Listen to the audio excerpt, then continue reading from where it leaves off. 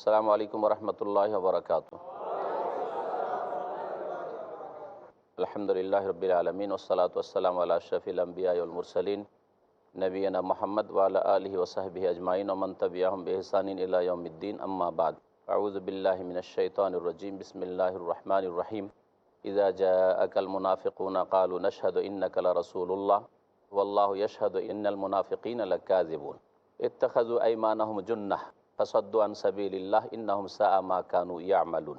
সম্মানিত ভাতৃমণ্ডলী, আল্লাহ পাক রব্বুল আলমিনের যাবতীয় প্রশংসা যে আল্লাহ পাক রব্বুল আলমিন অন্তর্যামী। সে আল্লাহ পাকের যাবতীয় প্রশংসা যে আল্লাহ পাক রব্বুল আলমিন মমিনের অন্তরের অবস্থাও জানেন, যেমন মোনাফিকের অন্তর অবস্থা জানেন।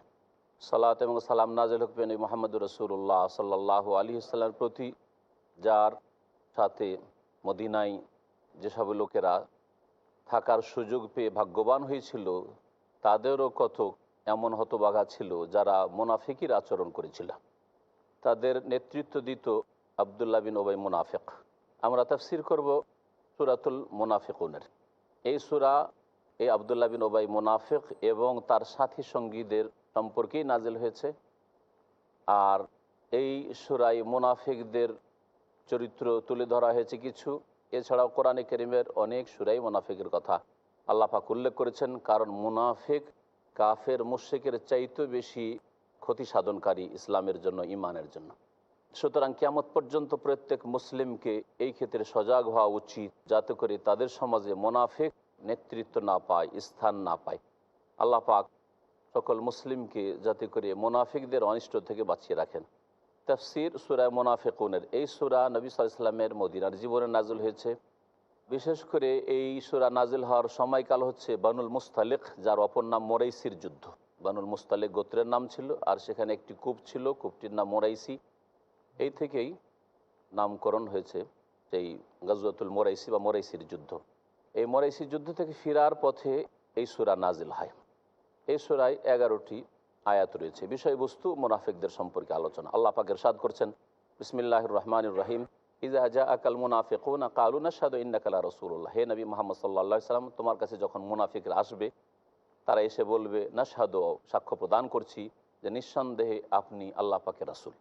ওয়াল্লাহু ইয়ালামু ইন্নাকা লারাসূলু, আল্লাহ ভালো করেই জানেন যে নিঃসন্দেহে নবী মুহাম্মদ তুমি তার রাসূল, আল্লাহ পাকের রাসূল। ওয়াল্লাহু ইয়াশহাদু, আর আল্লাহ এর সাথে সাথে সাক্ষ্য প্রদান করছেন যে ইন্নাল মুনাফিকিনা লাকাযিবুন, নিঃসন্দেহে মুনাফিক কপটরা হচ্ছে মিথ্যাবাদী। আল্লাহ পাক মুনাফিকদেরকে মিথ্যাবাদী বললেন, কাযিবুন বললেন, অথচ মুনাফিকরা যে কথাটি বলেছিল কথাটা তো সত্য ছিল। তাদের যে কথা সেটা হচ্ছে ইন্নাকা লা রাসূলুল্লাহ, হে নবী মুহাম্মদ আপনি আল্লাহর রাসূল, কথাটা তো সত্য ছিল। এর দ্বারা বোঝা যায় যে কথা যদি সত্য হয় তবুও লোকটি মিথ্যাবাদী হইতে পারে যদি তার অন্তরে ওই কথার উপর বিশ্বাস না থাকে। যে কোনো কথার ক্ষেত্রে আপনার কোনো সংবাদের উপর নিজেই বিশ্বাস নেই, আর যদি বলেন যে এইরকম সংবাদ, তাহলে আপনি মিথ্যুক। এই জন্য মিথ্যার সংজ্ঞায় আরবি ভাষায় বলা হয়েছে যে মিথ্যা কথা ওই কথাটি যেই কথাটি যে বলে সে যদি সেটা বিশ্বাস না করে সেটা হচ্ছে মিথ্যা কথা, সেটা মিথ্যা কথা, অর্থাৎ সে হচ্ছে মিথ্যুক। আল্লাহ পাক এদেরকে মিথ্যাবাদী বলে উল্লেখ করলেন। তারপরে আল্লাহ বলছেন ইত্তাখাযু আইমানাহুম জুন্নাহ, মিথ্যাবাদী তো এরা আবার মুসলিম কেন হইল, কালেমা কেন পড়লো, এরা নামাজ কেন পড়ে, এরা জাকাতও দিয়ে থাকে।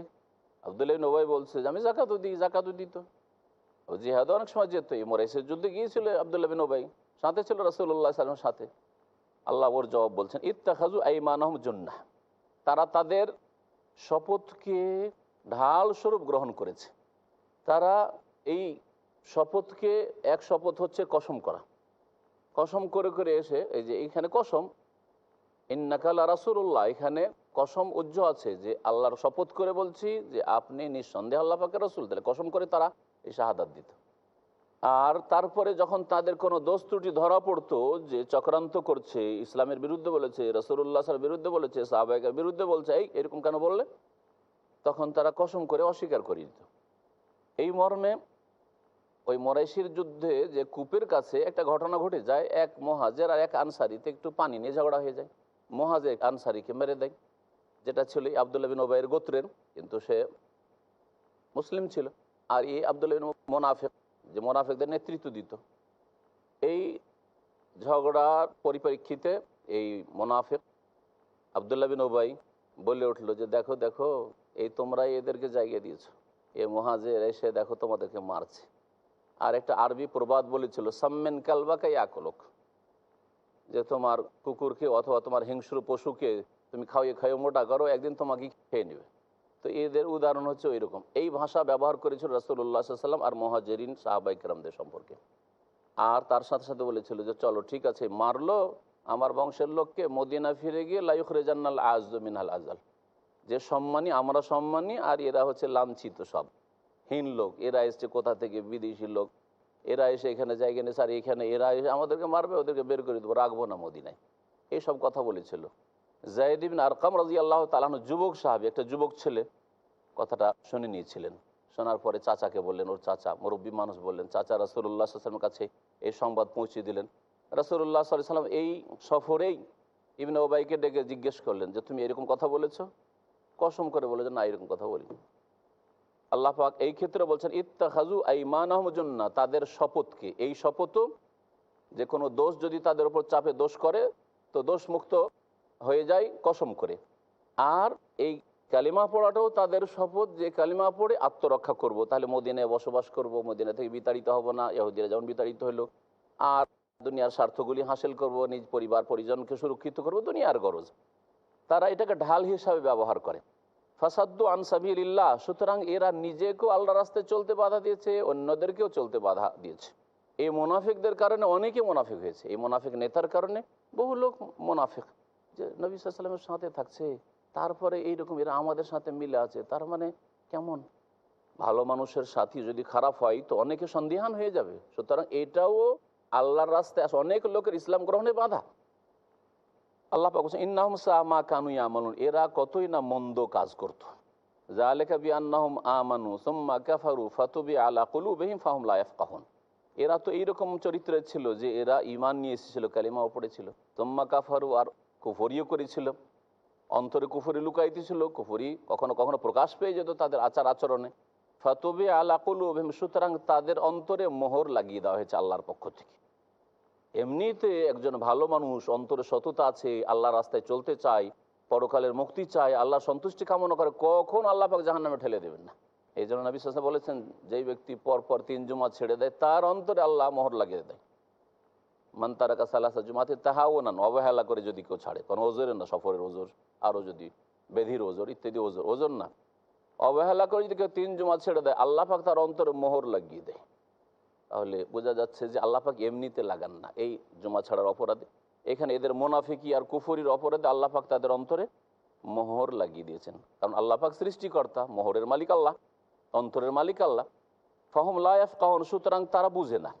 ওয়াইযা রাআইতাহুম তুজিবুকা আজসামুহুম ওয়া ইয়াকুলু তাসমা লিকাউলিহিম, এই আব্দুল্লাহ বিন উবাই মুনাফিকের সম্পর্কে বলা হচ্ছে, তার শারীরিক গঠন অত্যন্ত সুন্দর, খুব লম্বা মানুষ আর শরীর স্বাস্থ্যওয়ালা মানুষ, আর তার সাথে সাথে ভাষা খুব মিষ্টি ভাষা, বাকপটু, বক্তা, এই দুটো গুণ তার মধ্যে ছিল। আল্লাহ বলছেন ওয়াইযা রাআইতাহুম তুজিবুকা আজসামুহুম, হে নবী তুমি যদি এদেরকে দেখো, এদের নেতা আব্দুল্লাহ বিন উবাইকে আর ওর সাথী সঙ্গীদেরকে, সকলের সম্পর্কে আল্লাহ বলছেন, আর বিশেষ করে এই নেতা সম্পর্কে এই আয়াত নাযিল হয়েছে, মুনাফিকদের যে নেতা। ওয়াইযা রাআইতাহুম, যখন তাদেরকে দেখবে, তো ওজিবুকা আজসামুহুম, তখন তাদের দেহগুলি হে নবী তোমাকে চমৎকৃত করবে, আশ্চর্য হবে দেখে যে এত সুন্দর মানুষ। ওয়াইয়াকুলু, আর যদি কথা বলে, তাসমা লিকাউলিহিম, মনোযোগ দিয়ে কথা শুনবে, কারণ এত সুন্দর কথা বলে আর এত বাকপটু মিষ্টি ভাষায় কেউ কথা বলে শুনতে ভালো লাগে, তো কথাও খুব মিষ্টি, আর দুষ্ট লোকের মিষ্টি কথা। এই মুনাফিক আব্দুল্লাহ বিন উবাই ওই রকম ছিল। ওর সম্পর্কে আল্লাহ বলছেন কান্নাহুম খুশুবুম মুসান্নাদা, তাহলে এই লোকেরা, মুনাফিক লোকেরা, আর বিশেষ করে এই মুনাফিকদের নেতার উদাহরণ হচ্ছে এমন এক কাঠের মতো, যেই কাঠ হেলান লাগানো আছে দেয়ালে, মুসান্নাদা। তো আসনাদা ইউসনাদা মানে হেলান লাগানো হয়। তো আল্লাহ বলছেন এমন কাঠের মধ্যে যেই কাঠ ঠেস দেওয়া আছে বা হেলান দেওয়া আছে, ঠেস দেওয়া আছে কোনো দেয়ালে, অর্থাৎ যেই কাঠ এটা দেয়ালে নিজের কাণ্ডের ওপর খাড়া নেই, গাছ নয়, মানে কাঠটা একটা দেয়ালে ঠেস দেওয়া আছে। এই কাঠ যেমন দেখতে তো সুন্দর লাগে, কাঠ তক্তা ভালো গাছের যদি দেখতে সুন্দর লাগে, কিন্তু এতে কোনো প্রাণ নেই, এতে কোনো প্রাণ নাই। ঠিক তেমনই এই আব্দুল্লাহ বিন উবাই মুনাফিক, ওর কথাও খুব সুন্দর লাগে, ওর বডিটা দেখেও সুন্দর লাগে, কিন্তু ওতে প্রাণ নেই, ঈমানবিহীন, তাওহীদবিহীন। আল্লাহ বলছেন ইয়াহসাবুনা কুল্লা সাইহাতিন আলাইহিম। আর মুনাফিকদের আর এক চরিত্র হচ্ছে যে প্রত্যেকটি শোরগোলকে তাদের বিরুদ্ধে চিন্তা করে, ধারণা করে। একটু যদি কোথাও শোরগোল হয় তখন চোরের মন পুলিশ পুলিশ।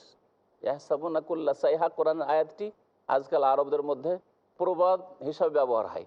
যদি কেউ অপরাধ করে আর অপরাধ করার পর একটু কোথাও আওয়াজ শোনে, অথবা দেখছে দুইজন কোন কথা বলছে, আরে আমার সম্পর্কে মনে হয় বলছে, কারণ একটা অপরাধ তো করেছে, ওর ভিতর তো মানে পালপিটেশন করছে।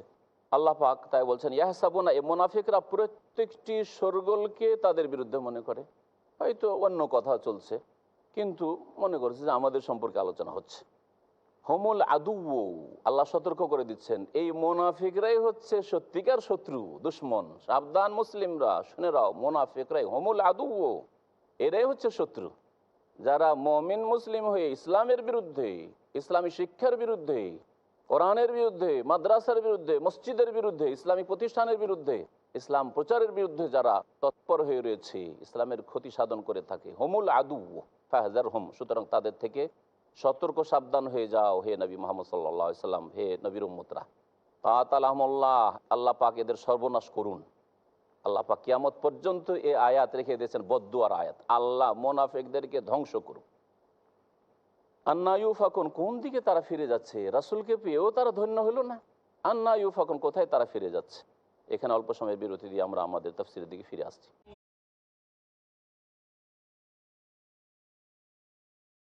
সম্মানিত ভাতৃমণ্ডলী, ফিরে আসে আমাদের তাফসীরের দিকে। আমরা তাফসীর করছিলাম সূরাতুল মুনাফিকুনের।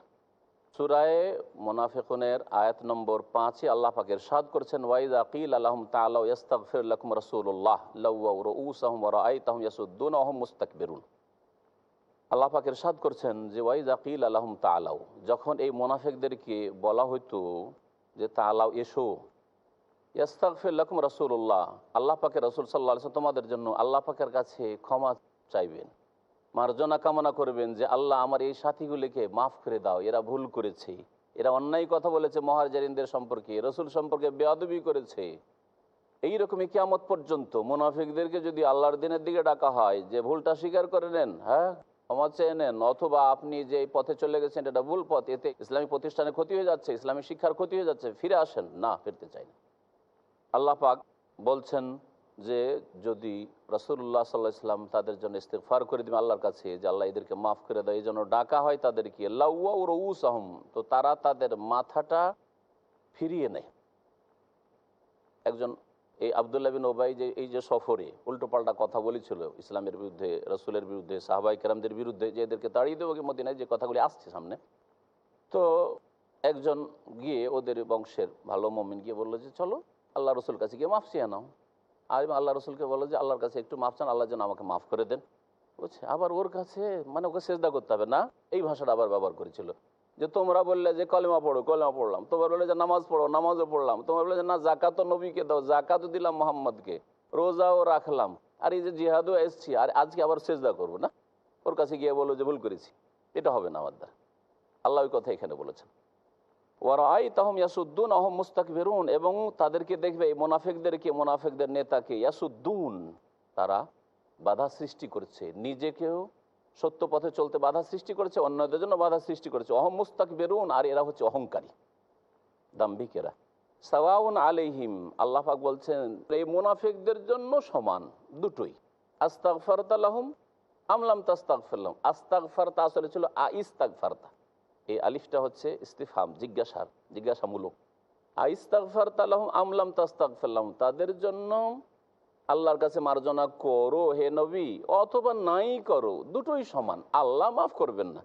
বলছেন লা ইয়াগফির আল্লাহু লাহুম, কখনো আল্লাহ এই ইবনে উবাই মুনাফিক আর এর সাথী সঙ্গী যারা মদিনার এই মুনাফিক, এদেরকে কখনো আল্লাহ ক্ষমা করবেন না।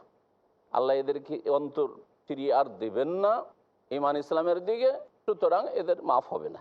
ইন্নাল্লাহ লা ইয়াহদিল কওমাল ফাসিকিন, কারণ আল্লাহ পাক রব্বুল আলামিন পাপাচারী জাতিকে হেদায়েত করেন না।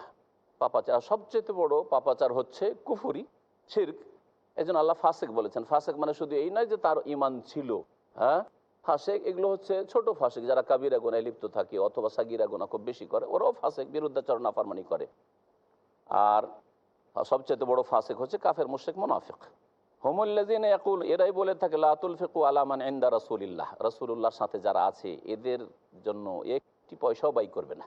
এই মুনাফিক আব্দুল্লাহ বিন উবাই সাথী সঙ্গীদের বললো যে মদিনা গিয়ে একটা পয়সা দিবে না, মুহাজিররা নতুন হতে এসে খেতে দিবে না এদেরকে, হাত্তা ইয়ানফাযু, এমনকি পালিয়ে যাবে। যখন না দিবে খেতে আর মদিনায় না খেয়ে আর কয়দিন থাকবে, তখন এরা পালিয়ে যাবে মদিনা ছেড়ে। ওয়ালিল্লাহি খাযাইনুস সামাওয়াতি ওয়াল আরদ, অথচ মুনাফিককে জেনে রাখা উচিত যে আসমান সমূহ আর জমিনের ভান্ডার আল্লাহর হাতে রয়েছে। আল্লাহ রিজিক দাতা, তোমরা রিজিক দাও না মুহাজিরিনদেরকে।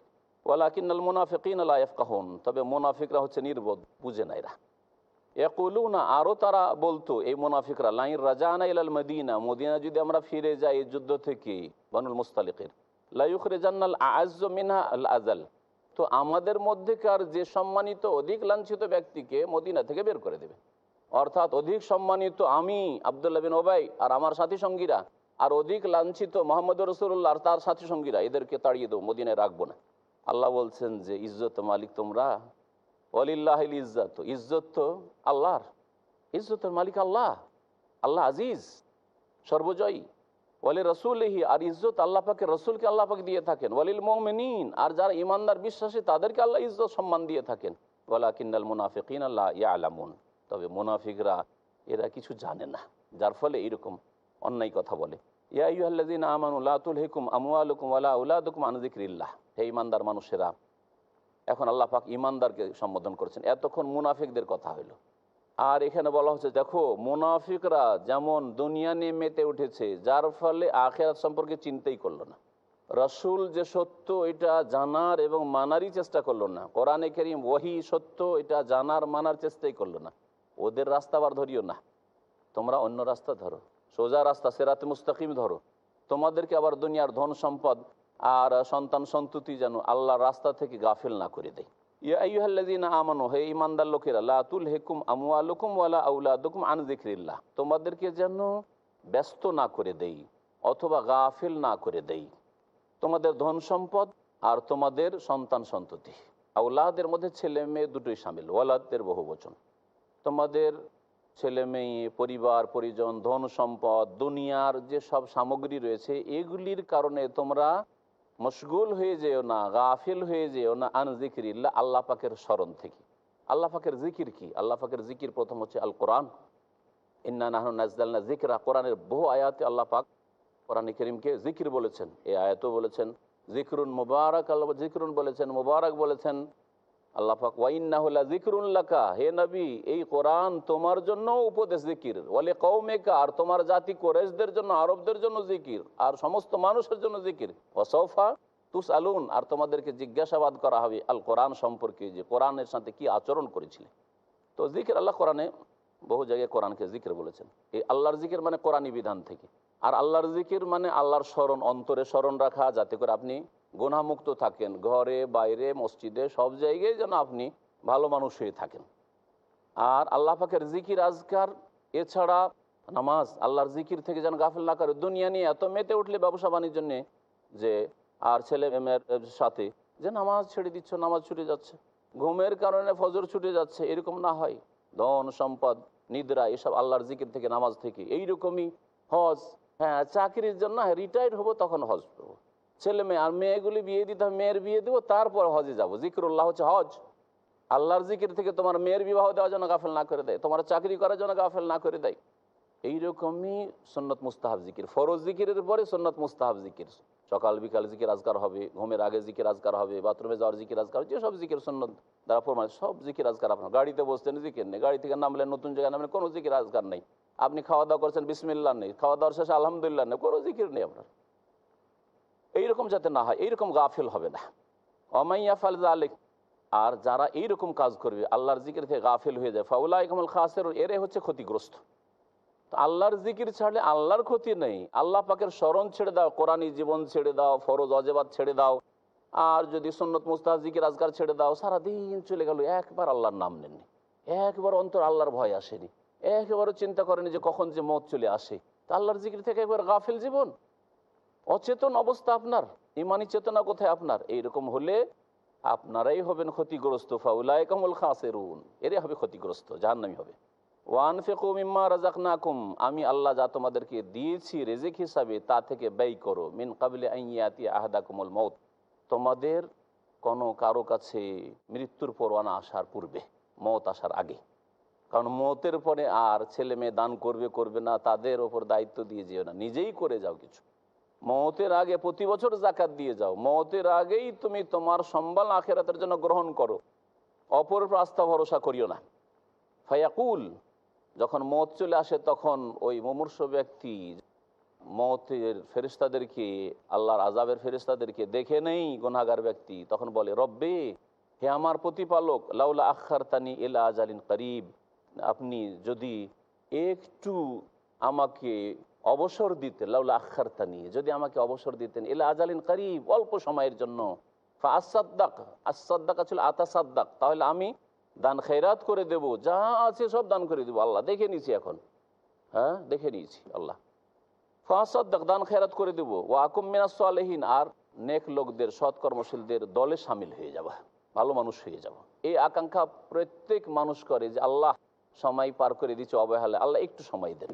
আল্লাহ বলছেন ওয়ালান ইউআখির আল্লাহু নাফসান ইযা জাআ আজালুহা, যখন কোনো মানুষের নির্ধারিত সময় মওতের চলে আসবে তখন কোনো ব্যক্তিকে আল্লাহ পাক কখনো ছাড় দেবেন না বা অবসর দেবেন না।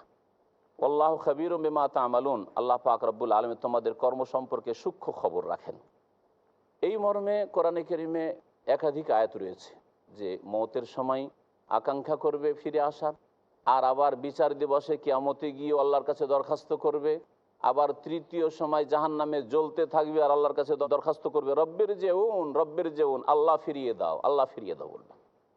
রব্বানা আবসারনা ওয়া সামি'না, আল্লাহ দেখে নিলাম, কিয়ামতের আযাব দেখে নিয়েছি, আল্লাহ জাহান্নামের আযাব দেখে নিয়েছি, আল্লাহ মওতের ফেরেশতা মালাকুল মওতকে দেখে নিয়েছি, আযাবের ফেরেশতা বলছে এই খবিসাত্তা বেরো বেরো, দেখে নিয়েছি, আবসারনা ওয়া সামি'না, শুনেও নিয়েছি, ফারজি'না, আল্লাহ ফিরিয়ে দাও, না'মাল সালিহান, ভালো কাজ করে আসবো। আল্লাহ পাক বলছেন না, হবে না। আল্লাহ পাক রব্বুল আলামিন যেন আমাদেরকে আখিরাতকে লক্ষ্য উদ্দেশ্য বানাবার তৌফিক দান করেন, আর আখিরাতকে এক নম্বরে রাখার তৌফিক দান করেন। আল্লাহ আমাদেরকে আখিরাতে পূর্ণ মাত্রায় তার নিয়ামত দান করেন, দুনিয়াতেও আল্লাহ পাক যেন বঞ্চিত না করেন। আল্লাহ পাক যেন আমাদের দিন দুনিয়া সব কিছুই ভালো করেন। আল্লাহ পাক আমাদের সকলকে জান্নাতুল ফিরদৌস দান করেন। রব্বানা আতিনা ফিদ দুনিয়া হাসানা ওয়া ফিল আখিরাতি হাসানা ওয়া কিনা আযাবান নার। সুবহানা রাব্বিকা রাব্বিল ইজ্জাতি আম্মা ইয়াসিফুন ওয়া সালামুন আলাল মুরসালিন ওয়ালহামদুলিল্লাহি রাব্বিল আলামিন।